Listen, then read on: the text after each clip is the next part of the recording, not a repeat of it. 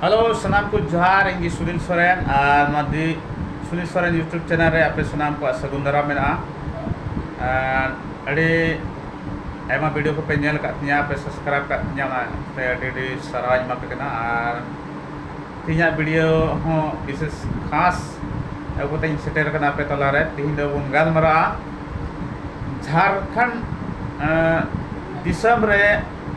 Odisha ren मान सालखन मुर्मू आदिवासी सेंगेल अभियान चलाव कते आदिवासी सेंगेल ते झारखंड दिसम में रे सेंगेल लगाव किदा और नवा सेंगेल दो नुनकान जिनिस कना अब जतोड़ बुन बड़ाया जतोड़ और बुन व्यवहार कना सेंगेल दो बुन बड़ाय किया सेंगेल ते हुआ आज चिका दड़िया कटी मरांग सलाई कठीते मारंग मारंग बुरु लो तरोजोआ कटी कटी सलाई कठीते मारंग मारंग बुरु लो तरोजोआ नुआ सलाई कठी की अबो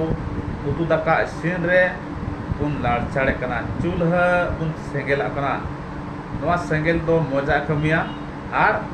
बड़िया होय कमिया नुआ सेंगेल दो मजा होय कमिया और बड़िया होय कमिया आदिवासी सेंगेल अभियान माने सालखान मुर्मू दो नवा झारखंड दिसम ओना सेंगेल ते लो तरोजे गुटा वकादा जहां सेंगेल मंझी को तैयारोआ सेंगेल परगना को तैयारोआ और सेंगेल सुसरे को तैयारोआ बुझे दाड़े आकान जाबो कटी सलाई कठीते मारांग मारांग बुरुए लो तरोज दाड़ेआ कटी कटी सलाई कठीते मारांग मारांग मुरुए लो तोरज दाड़ेया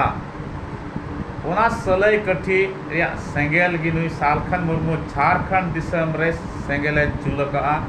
सेंगेले लगावा और ओना सेंगेल इज लगी दो आम और इन तिलका माझी रेन बंशो बीर सिदा कान्हू मुर्मू रेन बंशो तिना अबू मिना बुन अबू बजल सोरेन बंशो बिरसा मुंडा रेन बंशो फुलो झानो रेन बंशो तीना मेनाबुन अबू जतो तिंगू केटेजो हुई तबुना और नुआ सालखान मुर्मू झारखंड रे सेंगेल लगाव का नुआ सेंगेल दो इडिज हुई तबुना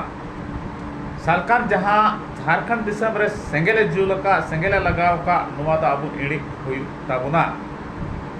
और नुआ सेंगेल दो चिका तबुन इडीजा नुआ दो अबू बुन गपाल मरावा गोटाया बुन नेटा बुन और नुआ सेंगेल दो नुंकाय लगाव का माने अबू झारखंड दिसम रे जहां दो संताल समाज रिया माझी परगना व्यवस्था कान नुआ माझी परगना व्यवस्था रपुदा और इटा गारोते माझी परगना व्यवस्था बिना रकबा माने सेंगेल माझी बिना कुआ सेंगेल परगना बिना कुआ सेंगेल गुड़ी सेंगेल नायकी सेंगेल प्राणिक सेंगेल जोग माझी और सनाम लेकान सेंगेल सुसरिया कोई तैयार कुआ माने जहां सिदाय खन मिना को ना दिसम को चला बना गो का अब समाज को रखी जुगा गो का जुगाड़ जतन गो का नुकु माझी परगना नायकी गुड़ी माझी प्राणिक गुड़ी नुकु जोतो को बिकार गया सालखान मुर्मू सामंग रे नाते नुकु बात करते नहीं तो नावान को मझिया परगना तैयार हुआ नावा समाज से बिनावा जहाँ ते मझितान पर जाहिर थान पूजा हुआ बंदो बुना उनिया मेनजोंग कना जहाँ ते अबू दो जाहिर थान रे परब पूर्वास बुन पूजा जहाँ ते अबू दो जाहिर थान रे परब पूर्वास बुन पूजा मेनखान सालखान मुर्मू मेनजोंग अबू दो सही होड़ कुलिका अबू दो इससे होड़ को लेका जाम अठवार गी आयो बाबा गिदर पिदर मिलव कते जाहिर बुन सेनोआ अबू दो गिदर पिदर गोगो बाबा बोया मिश्रा सनाम को मिलव कते जाम अठवार गी जाहिर बुन सेनोआ ना तो सालखान मुर्मुआ मेन जों कना माने अबुआ समाज ना जहां वैल्यू दो बनुआ अबू दो इससे होड़ बुन पांजा कुआ इससे होड़ चेलिका को कमिया अबू हों का बुन कमिया माने इसे होड़ अठवार पिछे को गिरजा तो अबू अठवार पिछे जाहिर ते बुन सेनोआ गिदरे को इसे हड़ को गिद्रे को स्कूल कुआ तो आबो हाँ 18 दिन बुन स्कूल कुआ इसे हड़ चंदा को जमाया तो आबो हाँ जहर रे चंदा बुन जमाया मेनका निया बाले ना जहाँ चंदा बुन जमाया ना चंदा दो काटे चला नवा चंदा 18 छे जमा चुबना नवा चंदा दो आए हमेटा आयरन सिपाही को तहना सेंगल सुसरे को तहना आना जब तो चंदा को उठो चबाया और आबो दो निकाते लूट मुना तीना दान चंदा जमा ना तो सालखन ठिन सनवा और कुछ चिका गते नुकु मांझी आ पारगाना दो सिदाय को चला उकिदा दिसम को सामड़ा उकिदा नित बाको सामड़ा दड़या मित बाको चला दड़या ना तो बोयार मिश्रा को तीना मांझी कना पे तीना पारगाना कना पे दया कते इन्या कथा अंजम पे और अड़ी ध्यान ते अंजम पे नुई सालखन मुर्मुआ कथा तालो पे सनवा बांग खान अब दिसम में बर्बाद चबाया अब समाज तई बड़ी चबाया ते सेंगल मांझी को हजुआ सेंगल पारगाना को हजुआ और आपे मांझी पारगाना विरुद्ध रे एटा मांझी और पारगाना को बिना कुआ नवाते आम जनता पब्लिक जहां लॉस और घटा दो बांग हुआ आपे मांझी और पारगाना को आगे लॉस तो हुआ उनाते आपे तेंगु कटे जो पे तियारो पे आले आपे तायम रे बिना लिया आपे सपोर्ट रे बिना लिया आपे जहां अतुरन कान गया पे आपे झारखंड दिसम रे काना पे जहां पोनोत रे बिना पिया जहां रियार गे बिना पिया दया कते सेंगेल मांझी सेंगेल परगना आपे आपे आतुते आलो पे बोलो छु को जहां मीटिंग प्रोग्राम आलो पे हुई छु तो को आर का नोका ते नुकु दो हड़ को उल गुलो को आर आबू तला रे लड़ाई और झगड़ा को जन्म छिया और नोकाते नवा मारांग सेंगेल दो अब समाज लो तोरोजा अब समाज लो चबाया नाते दया कते तीना मंची कना पे तीना परगाना कना पे बांध पे से मंची कान बांध पे बिदिन मंची कान बांध पे मारांग बुरु मंची कान जहां धर्म रगी ना पे नवा मंजी पद परगाना पद दो संवैधानिक पद कना और भारत दिसम रे तहन को सनाम नागरिक को नवा पद रे को तहे दड़ेया ना तो इन्या दो बांग ना तो कानूनी प्रक्रिया कना जहां की प्रशासनिक हड़ को हुआ प्रशासनिक हड़ को हुआ से नौकना पद रे को संयुक्त पद रे को तहना उनको दो सनाम हड़ रेन कना को खाली ईसे रेन को बांग कना खाली बिदिन रेन को बांग कना खाली मारांग बुरु रेन को बांग कना हिंदू धर्म रेन को बांग कना से मुस्लिम रेन को बांग कना अब जहां आतुर गे मिना अबोना समाज रे मिना अबोना जहां समाज रे मिना अबोना संताल समाज रेन हड़ कना बोन संताल समाज मिना तबना रीति रिवाज मिना तबना जोतो मिना तबना मेनखान जहां नौकना पद रे को थाना मंझी परगना पद रे को थाना नुकु दो जोतो रेन बाबा कना को मालिक कना को नुकु दो सनाम हड़ गे नवा पद हुदर को तहे दड़या और ओनाते धर्म nyutum te alobon लड़ाई मा और नुई सालखाना कथा तबुन सेन लेनखान आबू सेंगेल मा लगाव कना मेनखान आबुआ समाज लो तोरज आमिदिन जहांटा लेक आचार आचार विचार मेना तबुना चाबा जहांटा बापला बिहा एने सेरिंग परब पुरबास ना तबुना चाबा तबुना नेल पेना उड़ीसा वेस्ट बंगाल आसाम ना जुदा जुदा टोठा रे परब पुरबास ना जुदा जुदा समय रे हुआ जुदा जुदा nyutum मेना एने सेरिंग थोड़ा जुदा जुदा धारा गया रड़ जुदा धारा गया एने जुदा धारा गया माने जैसे एटा जगह रे पे दिन को सोराया तो बाबू झारखंड रे मोड़े दिन बुन सोराया उनका के जुदा जुदा माने जोतवा गे ना भेगार भेगार मेना जुदा जुदा मेना और उनका ते सगई को ना जुदा जुदा मेना और उनका के ना जगह जगह को करे मा मी परिस को बपला मेनखान अबु झारखंड मा मी परिस मा बाबुन बपला उना को ना नेल मेन तो ऑल चिकी सावते जदि धर्म को जुड़ाव किदा सारना धर्म को जुड़ाव किदा नेल मेना थोड़ा दिन तायम खान के अब संथाल समाज तो लो तोरजुआ लो बुरुमुआ उनाते चिकी दो धर्म संगे आलोबन जोड़ामा मंझी पारगाना को धर्म संगे आलोबन जोड़ा कुमा और उनाखन बेस हुआ नुआ जहां सेंगेल लगाव कान आदिवासी सेंगेल अभियान होते थे सालखन मुर्मू सेंगेल जुल का लगाव का नुआ सेंगेल इणी तिगी दो अब झारखंड रे तिना संताल आदिवासी मंझी और परगाना कना पे आपे तीरे बिना जुदी आपे नवा सेंगेल बापे इणीजा तबे नोंडे आपेरन पुरजा को लो आ नोंडन को लो लेन खान आपे हपे लो आ उनाइते नवा सेंगेल इणी तिगी दो आपे तिगु पे लहा पे और आपेरन पुरजा आले आपे सावरे मिना ले आपे ले गोड़ो आपे ᱚᱱᱟᱛᱮ ᱢᱟ ᱫᱟᱭᱟ ᱠᱟᱛᱮ ᱵᱚᱱ ᱛᱤᱸᱜᱩ ᱫᱟᱨᱟᱢᱟ ᱟᱨ ᱱᱚᱣᱟ ᱞᱟᱜᱟᱣ ᱟᱠᱟᱱ ᱡᱩᱞ ᱟᱠᱟन समाज रे संताल परगना रे झारखंड रे नवा सेंगेल दबुन इणीजा नेल पे ना आबो दबुन आदिवासी कना और मोटा मोटी आदिवासी रे 30 से 35 जनजाति मिना बना 30 से 35 जनजाति रे आबो दो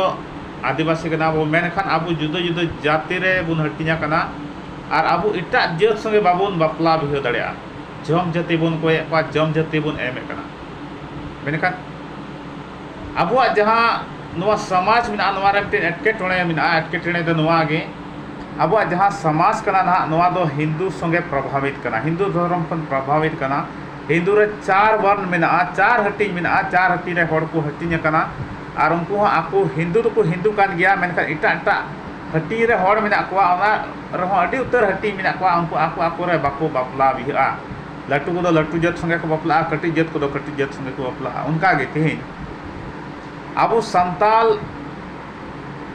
दो बन मेना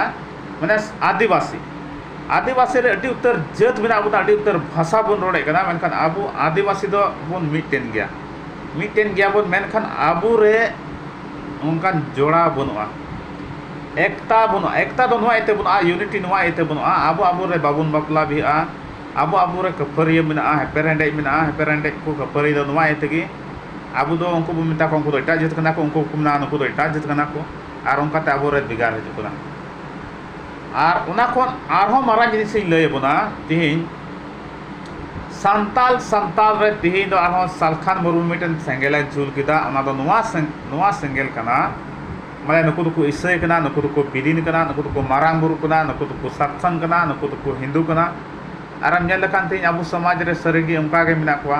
जुदा जुदा धर्म रे हड़ को हटिंग कना जुदा जुदा धर्म को पंजाब कदा अडी हड़ हो मुस्लिम धर्म को पंजाब कदा और उनकाते तीन जुदा जुदा धर्म रे मिना बना मेनखान नित एकता रे यूनिटी रे जतो मीट रे मिना बना मेनखान सेंगेल नुकान सेंगेल लगावेना आबो तला रे तीन धर्म युतुम ते लड़ाई बुन एहब केदा आ धरे लड़ाई दो नवाई दो बुन एहब केदा चिकी खन बुन एहब केदा बोले को मेना आनो चिकी दो सारना धर्म हड़ को आकना और ओनाइते ईसाई हड़ को नवा चिकी को विरुद्धा उनकान कथा दो बांग कना बया चिकी दो जतो हड़ा कना और अकोया बाको विरुद्धा विरुद्ध दो नवाई तो को विरुद्धा माने ओना रे थोड़ा अटकेटोड़े मेना कमी मिना बोले ओनाते पुष्टो सहित बांग ओलोक कना बांग रोड कना ओना दो विरोध केदा को ओना बुगीना मेनखान ओना ओकारे कमी मिना ओना बुन सुधारा चे लेका तो बुन सुधारा ओना बुन कुरुमुटिया आबो रे तपाम करे लड़ाई कते जहान मोज कमी दो बांग हुआ बीच को आबो बुन बिथरवा हटिनो आबोन चिन छतुर आबोन और नितो दो नहा हजुकान हा 2024 रे इलेक्शन हुआ और ओनाते नुई दो आरएसएस मिटेन एजेंट कनाय बीजेपी को मेन कना आरएसएस को मेन कना बोले नुकु दो नवा दिसम रे हिंदू राष्ट्र को बनावा नवा दिसम हिंदू राष्ट्र को बनावा आ हिंदू राष्ट्र तो नोंका को बनावा माने हिंदू धर्म हड़ को वा संख्या ढेर लेनखान हिंदू राष्ट्र को घोषिता और हिंदू राष्ट्र को घोषित लेखान जहां संविधान रे दाड़ेते अब अधिकार बन नाम कदा ओलो पढ़ा रे किचरी हरो बांदे ना चासबास ना नौकरी चाकरी ना ओलो पढ़ा ना नवा जतो तो छबा एते हिंदू राष्ट्र घोषित लेनखान मनुष्य समिति को लगुया और मनुष्य समिति रे दो अब आदिवासी को लातार जात रेन को तो ओलो पढ़ा ना अधिकार बनवा किचरी को हरो बांदे ना अधिकार बनवा और नौकरी चाकरी ना अधिकार हो बनवा और नवा को जतो सुविधा चाबा तबना ओना इते दया कते आबो हड़ दो हड़ कना बन संथाल कना धर्म युतुम ते आलोबन हटिंग अमा नि दो धर्म युतुम ते हटिंग बुना और सिदा सारना धर्म रे को चला नुकु दो हिंदू कैटेगरी रे को हजुआ नुकु हिंदू कैटेगरी रे को हजुआ और हड़ दो ईसाई धर्म और सारना धर्म रे बुन हटिंग लेन खान हिंदू धर्म को संख्या ढेरुआ एनते नुकु सारना धर्म हड़ नितो मेना को सिख मेना को बौद्ध मेना को उनका गे नितो सारना को हुआ नुकु जतो दो हिंदू कैटेगरी रे को हजु कना हिंदू कैटेगरी रे को हजु जैन होइना जैन हो हिंदू कैटेगरी रे को हजु कना नुकु जतो दो हिंदू कैटेगरी रे को हजु और उनका ते हिंदू जनसंख्या ढेर लेनका हिंदू राष्ट्र को घोषित हिंदू राष्ट्र को घोषित लेखान अब आदिवासी दबुन चबा माने सानखान मुर्मु सेंगेल तेबन लो चाबा ओनाते दया कतेन तीन हर नवा वीडियो पे जेले कना आडी मारांग यूट्यूबर हई बांग कना रिपोर्टर हई बांग कना चिली हई बांग कना इन हुडिंग मछा क्रिएटर कना आ दया कते सपोर्ट इन पे जेमन नुका के मौज में वीडियो नगोई और आपे तला रे nya कथा दो दड़िया और मनवा शेयर तबन पे आ तीन हर पे कुसियादा शेयर पे और सब्सक्राइब पे आ जुदी रोड को भूल का खान दया कते कमेंट्स कते बड़ाई चीज पे जेमन ना भूल को सुधर दड़िया बान खान ये वीडियो दो इनका गी और बुन जफामा दाराय का नेक्स्ट वीडियो रे जहां भूल हुई kan खान से जहां सुधार या मेना खान से जहां कथा रोड रका मेना खान कमेंट्स कते दया कते बड़ाई चीज पे बान खान सनाम को इनसे कोई दौड़ाते जोहार